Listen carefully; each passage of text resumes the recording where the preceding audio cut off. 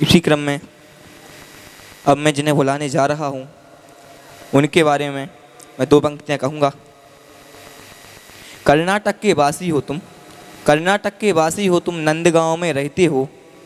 कर्नाटक के वासी हो तुम, नंदगांव में रहते हो। क्रिकेट से है प्यार तुम्हें, क्रिकेट से है प्यार तुम्हें। कप्तानी भी अच्छी करते हो, कप्तानी भी अच्छी करते हो। जिनवाणी में हर पन्ने पर, जिनवाणी में हर पन्ने पर नाम आपका आता है, नाम आपका आता है। ऐसे चेतन जी कर्नाटक को, ऐसे चेतन जी कर्नाटक को इनके विशेष गुणों से जाना जाता है, विशेष गुणों से जाना जाता है। ये ऐसे हमारे चेतन जी जो आहिंदी भाषी होते हुए भी यहाँ कर्नाटक से यहाँ पधारे। ओम नमः सिद्धेभ्य। मैं सबसे पहले प्रेम जी भाई साहब को धन्यवाद देना चाहता हूँ, क्योंकि उन्होंने मेरे को इस महाविद्यालय में पढ़ने के लिए अवसर दिया है। और धर्मेंद्र जी भाई साहब, रतन जी भाई साहब और सौरभ जी भाई साहब, नीलज जी भाई साहब, अब तो मैं आगे बोलूँगा लेकिन पहला नाम लिया। मैं यहाँ सबसे पहला आया तो मुझे बिल्कुल बोलना ही नहीं आता। भले मेरे को सिर्फ कन्नड़ भाषा आती थी, सिर्फ यहाँ पर हिंदी भाषा तो मैं जानता ही नहीं था। सिर्फ मैं जिस दिन आया था उस दिन सिर्फ 3 शब्द याद थे मेरे को। आज मेरे को पता ही नहीं जाने कितने शब्द मेरे को याद है। उस दिन सिर्फ 3 शब्द बोला था, आज मैं 3000 से भी ज़्यादा शब्द बोलना चाहूँगा आज इस मंच से। सबसे पहले मैं प्रेम जी भाई साहब को, मतलब प्रेम जी भाई साहब को मैं अब मेरी ये है अनुभव बताना, तो मैं अपने तरीके से बताऊँगा, क्योंकि मैं इस बहुत लोगों को देखा, दुनिया में बहुत लोगों को देखा, लेकिन मेरे को इस मतलब क्या कहते हैं, इस पंचम काल में जैसा प्रेम जी भाई साहब जैसा आदमी को मैंने देखा ही नहीं कहीं। उनका इतना आचरण सब कुछ जो इतना है, मैं कभी कहीं पर भी देख नहीं सकता। अब देखूँगा शायद देखता हूँ या नहीं देखता हूँ, मुझे पता ही नहीं है। और उसके बाद आगे है हमारे रतन जी भाई साहब। रतन जी भाई साहब के बारे में मैं क्या कहूँ, बस अब रतन जी भाई साहब एक ही बात बोल देते। अब जितने भी मेरे सहपाठी बैठे, मैं उनका एक क्या कहते हैं मतलब डायलॉग में कहता हूँ मेरे को साथ देना। सिर्फ वो ये बोल देते सभी लोग अवगतम नमः, ऐसा बोल देते। मतलब इतना होने के बाद कोई आगे ना कोई कह नहीं सकता था, कहता भी नहीं था। मतलब इतना सब कुछ हमें सब कुछ टाइम पर कहते थे मेरे से, देखो चेतन 1 मिनट 1 मिनट नहीं, सिर्फ 1 सेकंड भी लेट होता है ना, और आगे जाने कितना लेट होगा पता नहीं। इसलिए तुम 1 सेकंड को सुधराओगे तो 1 मिनट सुधर जाएगा। और मेरे लिए डिसिप्लिन का दूसरा नाम यदि है तो कोई रतन जी भाई साहब है। अब इसके आगे मैं बोलना चाहता हूँ धर्मेंद्र जी भाई साहब। धर्मेंद्र जी भाई साहब तो क्या कहें उनके बारे में, मेरे को कह नहीं पाऊँगा, मतलब तो जितना हो सके उतना कह सकता हूँ। लेकिन यदि मेरे दृष्टि में यदि गुरु का यदि दूसरा नाम है वही धर्मेंद्र जी भाई साहब है, और कुछ नहीं। धर्मेंद्र जी भाई साहब ने मेरे को इतना सब कुछ सिखाया, सब कुछ पढ़ाया, सब कुछ कराया। और उसके बाद मैं कहना चाहता हूँ सौरभ जी भाई साहब। अब सभी कहते हैं सौरभ जी के बारे में क्या कहें, अब मेरा भी यही है। सौरभ जी को आज तक पहचान नहीं पाता, मैं पहचाना नहीं अभी तक। मतलब इतना ही पहचाना, सिर्फ उन्होंने सिर्फ मेरे को जितना भी अभी नीचे मैं हमेशा मैं सही बताऊँ तो अनुभव बताने आया हूँ तो सही बताऊँगा। मैं हमेशा गलती करता था, सौरभ जी बोल देते नीचे बिल्कुल बहुत कुछ डांट के जाते थे मेरे को, गलती करता तो डांट के जाते थे। और ऊपर मिलता, मैंने नीचे इन्होंने डांटा, मैं इनसे क्यों इतना अच्छे से बोले ऊपर जाके, फिर वही आके इतना अच्छा बोलते थे, मैं नीचे का सारा जो भी कुछ होता था सब भूल जाता था। और ऐसा ही अब नीलेश जी भाई साहब सिर्फ हमें 1 साल का है। नीलेश जी हमारे साथ 1 साल ही रहे, और जो कुछ भी हो अच्छा रहा, उन्होंने बहुत कुछ अच्छा सिखाया। और उसके आगे अब मैं अपना अनुभव बताना चाहूँगा। अनुभव बताऊँ तो मैं यहाँ पर मेरा भाई के प्रेरणा से मैं यहाँ पर शास्त्री करने आया। और उसके बाद मैं जिस दिन आया था उस दिन डेट थी 23 जून 2011। उस दिन बारिश हो रही थी, बहुत ज़्यादा बारिश। और बारिश में मुझे हमारे बड़े भाई लोग अनिरुद्ध जी और राहुल जी लेने आए थे। और आए, मैं सोचा कहाँ जाए इतना 10-15 किलोमीटर होगा स्टेशन, जब जाना कहाँ है। मैंने आके देखा, उधर इधर देखा, मैंने ऑटो से उतरा नहीं था। मेरे भाई से बोला अब मैं सिर्फ आया तो हूँ लेकिन सिर्फ दो साल पढ़ के जाऊँगा, अब ज़्यादा नहीं पढ़ना मुझे। उसने बोला क्यों? अब देख तुम नहीं देख रहे होगा कैसा है, पूरा जंगल जंगल लग रहा है, मुझे नहीं पढ़ना। उसने बोला ठीक है 2 साल पढ़ लेना, उसके बाद तुम मना ही करेगा आगे मतलब उधर आने के लिए। अब वो आज वही स्थिति है मुझे जाने के लिए, आना भी नहीं चाहता था यहाँ और आया भी तो अब जाना भी नहीं चाह रहा हूँ, लेकिन जाना तो पड़ेगा ही। और उसके बाद मैं यहाँ पर आया, सबसे पहले धर्मेंद्र जी भाई साहब से मिला। अब धर्मेंद्र जी भाई साहब ने पूछा, मेरा छोटा भाई भी बैठा है, मेरा भाई भी बैठा है और वो भी थे। अब उनके लिए थोड़ा बहुत हिंदी आती थी बोलने के लिए, सिर्फ मेरे को आती नहीं थी। अब भाई साहब ने पूछा, मेरा भाई भी गया, सब तीनों गए अंदर। अब मैं सबसे पहले मेरे भाई से भाई साहब ने बात करी। उसके बाद मेरा भाई से पूछा तुम्हें आती है हिंदी? अब उसने बोला थोड़ी थोड़ी आती है। अब मेरा नंबर आ गया, अब मुझे क्या बोलना, मुझे भी तो यही बोलना। अब उन्होंने पूछा तुम्हें आती हिंदी? अब मैंने भी बोला थोड़ी थोड़ी आती है। अब उन्होंने सिर्फ मेरे से बात करने लग गए। अब मुझे बिल्कुल कुछ समझ में नहीं आया।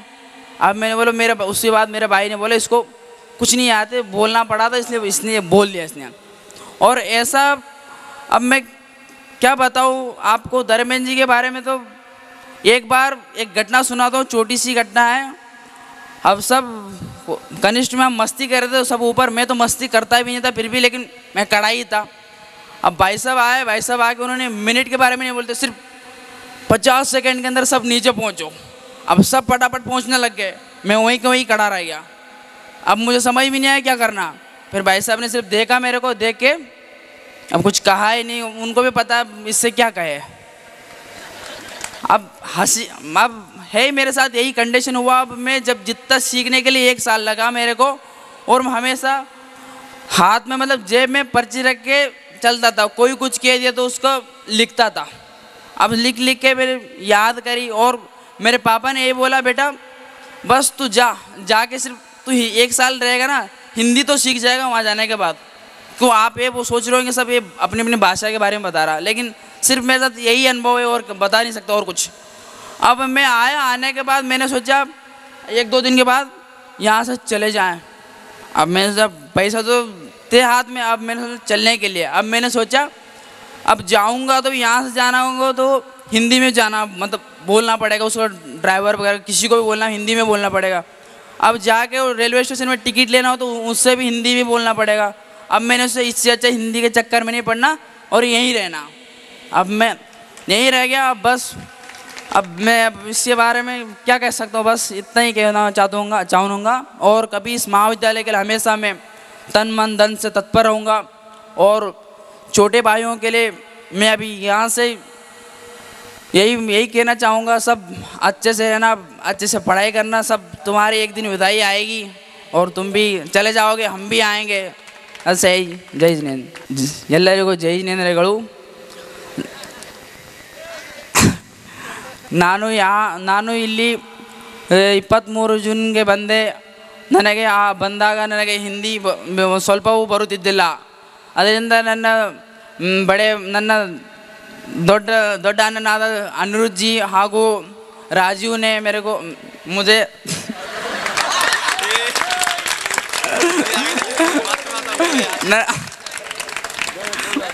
मैं मातृभाषा बोलने लग गया, क्योंकि मुझे यहाँ के 5 साल हो गए।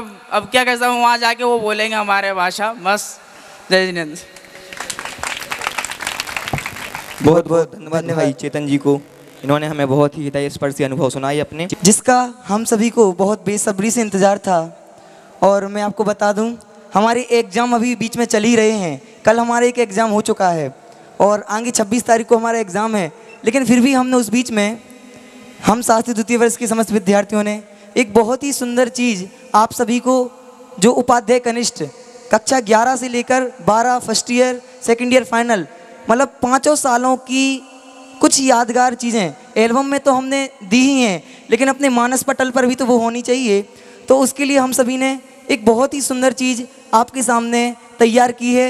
मैं हमारे शास्त्री द्वितीय वर्ष के विद्यार्थियों से कहूँगा वो उसे प्रस्तुत करें। धन्यवाद। वीडियो देखने आना है। बहुत धन्यवाद शास्त्री द्वितीय वर्ष के विद्यार्थी एवं संयम अनुभव जैन को, जिनका विशेष सहयोग रहा है इसमें। अब मैं पुनः वक्तत्व की श्रृंखला प्रारंभ करता हूँ। खुलवाने में फेमस आपका नाम है, हर बैंक में खाता खुलवाने में फेमस आपका नाम है। मोबाइलों की दुनिया बताना, मोबाइलों की दुकानें बताना भी शायद आपका ही काम है, शायद आपका ही काम है। रविंद्र जी पंडित जी रहते हैं जिस नगरी में, रविंद्र जी पंडित जी रहते हैं जिस नगरी में, ऐसे अमायन में रहने वाले मोहित जैन इनका नाम है, मोहित जैन इनका नाम है। मैं आवाज़ दे रहा हूँ हमारे भाई मोहित जी को, वो आएँ और आकर के अपना वक्तव्य प्रस्तुत करें। ओम नमः सिद्धेभ्यः। सम्मानीय मंच, आदरणीय प्रेम जी भाई साहब, रतन जी भाई साहब, धर्मेंद्र जी भाई साहब, सौरभ जी भाई साहब, सर्वप्रथम जिस क्रम में बताया गया है कि पहले किसकी प्रेरणा से आए हैं, तो मैं अमाइन से आदरणीय बाल ब्रह्मचारी रविंद्र जी आत्मन की प्रेरणा से आया हूँ और मुझे भेजने में जिनका संयोग है। वैसे मेरी फैमिली से मेरे दादाजी, पिताजी, मामा जी सभी डॉक्टर हैं और उनका सपना था कि मैं भी डॉक्टर बनूं, लेकिन मेरे दादाजी ने कहा नहीं, मुझे शास्त्री बनाना है।